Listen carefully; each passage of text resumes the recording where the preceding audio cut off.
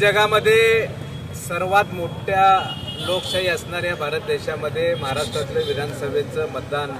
पार पडलं। निवडणुकीचे निकालही लागले आणि आतापर्यंतच्या निवडणुकीच्या इतिहासामध्ये सर्व जवळपास राज्यामध्ये प्रत्येक मतदारसंघामध्ये ईव्हीएमवरती मोठा संशय व्यक्त केला गेलेला आहे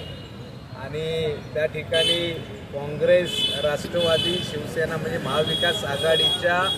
फक्त उमेदवार, कार्यकर्ते, नेत्यांच्या बरोबर सामान्य जनताही आता प्रश्न विचारायला लागलेले आहे की हे घडलं कसं, एवढं मताधिक्य कसं काय विरोधी पक्षाच्या किंवा सत्ताधाऱ्यांना मिळालं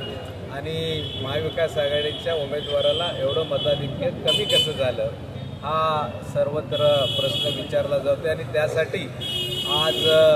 या ठिकाणी सांगली शहर जिल्हा काँग्रेस कमिटीच्या वतीनं आम्ही अखिल भारतीय काँग्रेस कमिटीच्या आदेशावरून आणि महाराष्ट्र प्रदेश काँग्रेस कमिटीच्या आदेशावरून या ठिकाणी ईव्हीएम हटाव लोकशाही बचाव बॅलेट पेपरवर या ठिकाणी स्वाक्षरी घेण्यासाठी आणि लोकांचा आज या ठिकाणी यापुढच्या निवडणुका या बॅलेट पेपरवरच झाल्या पाहिजे मागणी नुकतंच मरकटवाडीला ज्या ठिकाणी तिथल्या नागरिकांनी उत्स्फूर्तपणे बॅलेट पेपरवर फेरमतदान घेऊन त्या ठिकाणी ह्याच निवडणुकीसंदर्भामध्ये ते मतदान सुरू असताना त्या ठिकाणी पोलीस प्रशासनानं त्या ठिकाणी जमावबंदी लागू केली आणि एका अर्थानं लोकशाहीचा गळा घोटायचं काम या ठिकाणी सत्ताधारी पक्ष करतायत, ते दुर्दैव आहे आणि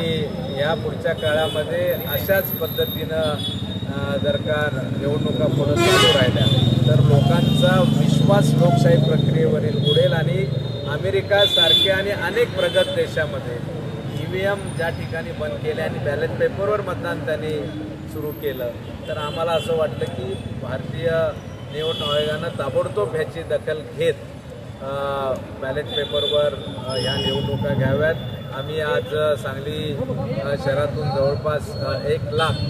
सह्यांचं उद्दिष्ट त्या ठिकाणी ठेवलं आहे। त्या मोहिमेची सुरुवात आज आम्ही या ठिकाणी केलेली। आता प्रत्येक वॉर्डामध्ये आणि सांगली विधानसभा आणि महापालिका क्षेत्रातल्या ग्रामीण भागामध्ये देखील ही मोहीम सुरू राहणार।